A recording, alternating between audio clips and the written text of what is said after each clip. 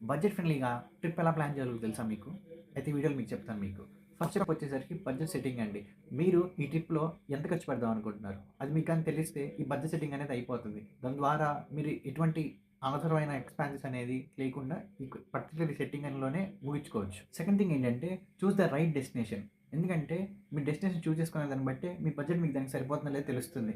మీరేం చేస్తారంటే off beat డెస్టినేషన్స్‌కి choose చేసుకోండి. ఈ ఆఫ్ బీట్ డెస్టినేషన్స్ ఏంటంటే హిడెన్ జెమ్స్ లాగా అనమాట. ఎక్కువ క్రౌడెడ్ ప్లేసెస్ కాకుండా చాలా తక్కువ క్రౌడెడ్ ప్లేసెస్‌లో మీకు పీస్‌ఫుల్‌గా రష్ లేకుండా ట్రావెలింగ్ ఎంజాయ్ చేయడానికి ఉంటుంది. నెంబర్ 3 వచ్చేసరికి స్మార్ట్ బుకింగ్. ఫ్లైట్స్ కానీ, ట్రైన్స్ కానీ మనకి ముందుగా బుక్ చేసేసుకోండి.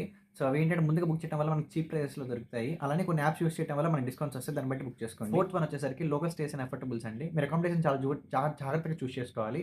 సో మీరు అక్కడ హోటల్ బుక్ చేసుకోవడం కన్నా లోకల్ స్టేస్ కానీ, హాస్టల్స్ కానీ ఉంటే దాంట్లో వెళ్తే చాలా షేరింగ్ మీద చాలా మనీ అనేది సేవ్ అవుతుంది. ఫిఫ్త్ వన్ ఏంటంటే ప్యాకెడ్ ఫుడ్ అండి. మనకేంటంటే మీరు ఎక్కడికైనా వెళ్ళేటప్పుడు ఫుడ్ అనేది